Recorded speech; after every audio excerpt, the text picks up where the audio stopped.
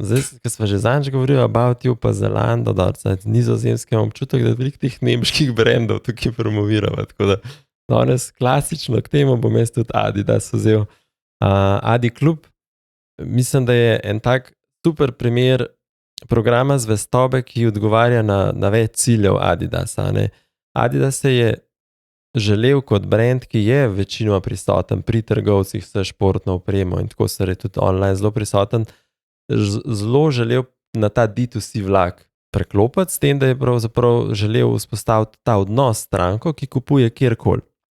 In se mi zdi, da ta prvi del je, ok, te včlanimo, ti kupuješ kjerkoli, registriraš svoje čevlje, jih dodaš noter in s tem pridobiš točke na njihovem programu zvestobe, ki ti pa omogoča to, kar smo malo prej tudi govorili. Eno so sicer res popusti na njihovi spletni trgovini, kjer lahko kupiš popuste, drugo imajo pa veliko teh nefinančnih ugodnosti. Prav imajo 4 nivoje in glede na te 4 nivoje pa pač dobivaš neke nefinančne ugodnosti, ki so prva zelo, rečemo temu, kar vsem dosti finančna, brezplačna poštnina, pol naprej imaš pa dostop do ekskluzivnih kolekcij, lahko imaš pre-sale pred ostalimi na voljo, potem imaš tudi v nekem tretjem nivoju to, kar je Dara rekla za telko, te recimo pošleš nek support, pa tega prioritetno obravnavajo. Ko na tem tretjem pa četrtem nivoju imajo pa tudi neke ekskluzivne evente, kjer se sicer prijaviš, ko imaš dovolj točk in si lahko recimo, ne vem, dan preživiš na treningu ali pa recimo imaš VIP vstop na neko nogometno tekmo, kjer je Adidas sponzor za drese in take stvari recimo, ali pa tudi v golfu, v plavanju. To je tisti tretji nivo, tretji pa četrti. Kaj moraš kar nekaj zapraviti? Ja, moraš kar nekaj, ampak imajo pa, veš, virtualno kartico, ki jo lahko pravzaprav pokažeš trgovcem, kjer to kupuješ. Zdaj, tukaj bom dal eno zvezdico, ne.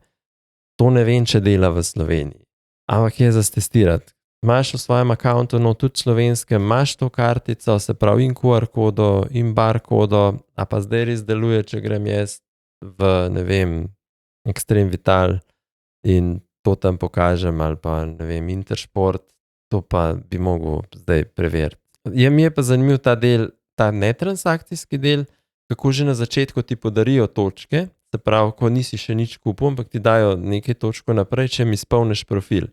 V profilu poveš malo, koliko si velik, koliko vse stvari in kateri športi te zanimajo. In to, kar si rekel, ne, zakaj bi zdaj neki dal te podatke, oni točno vejo, zakaj so dali tistih 50 točk, zato ker vejo, kaj vse bojo naprej lahko delali. Če oni vejo, kakšne velikosti ti stvari imaš, to ti bojo zdaj personalizirali, to ti bojo komunikacijo dodajali, ne bojo meni pošiljali, ne vem, golf opreme, če vejo, da za to nisem, mi bodo pa mogoče, ne vem, nogometno opremo pošiljali, pa ne vem, opremo za teč, podobne stvari. Tako da je pa ta app, Adidas je res en tak ekosistem, vsi vemo, da ima Adidas tudi app, ki ti omogoča sledenje tvojim športnim aktivnostim in v nekem nivoju ti ga celo dajo zastonj za 1 leto.